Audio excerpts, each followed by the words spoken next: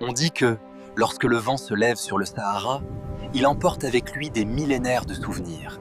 Si tu tends l'oreille, tu entendras peut-être le pas d'un cavalier numide, le chant d'une paysanne du Haut-Atlas, le murmure d'un vieux sage rifin ou d'un souci qui répète toujours la même phrase.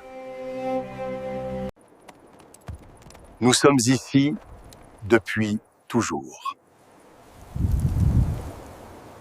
Ce nous, ce sont les Berbères, ou plutôt les Imazighènes, les hommes libres. Ce peuple ne s'est pas imposé par de grands empires marqués sur les cartes, mais par une présence continue. Tissé dans les montagnes, les oasis et les plaines de toute l'Afrique du Nord. Aujourd'hui, je vais te raconter leur histoire. Pas une histoire de dates sèches et de batailles oubliées, mais une traversée. Comme si tu marchais avec eux, du rivage méditerranéen aux dunes infinies, d'un village accroché au roc jusqu'au désert sans fin.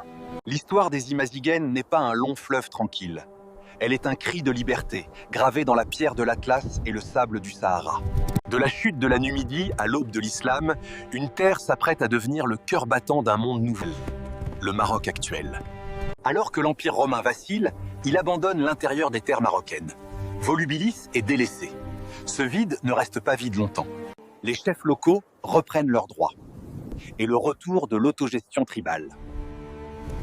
Deux géants se partagent alors le destin de la région. D'un côté, les Masmouda, agriculteurs et bâtisseurs de l'Atlas. De l'autre, les Sanraja, les hommes voilés du désert, maîtres des routes de l'or. Ensemble, ils forment le socle social d'une nation en devenir. 10e siècle. Une nouvelle force surgit de l'Orient fou, l'islam. La rencontre est brutale. Les Imazighènes résistent pied à pied. Des figures légendaires comme la reine Dihya, la Caïna, défient les armées omeyyades. Mais cette résistance n'est pas qu'un refus, c'est une négociation. Les Amazighs ne se contentent pas de subir, ils s'approprient cette foi nouvelle. En 711, c'est un général berbère, Tariq ibn Ziyad, qui franchit le détroit pour conquérir l'Andalousie. 740. Les Berbères disent non aux impôts injustes de Damas. Ils adoptent le kharigisme, une version égalitaire de l'islam. Dans les plaines de la Tamesna, un phénomène unique au monde se produit. La Confédération des Bergouata crée un État souverain avec sa propre religion. Un Coran en langue berbère, des lois adaptées. Il prouve que l'identité amazighe peut absorber l'islam tout en restant farouchement autonome.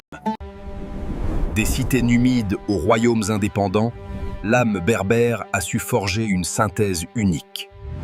Le Maroc n'est pas né d'une table rase, mais d'une sédimentation de siècles de lutte, de foi et de culture.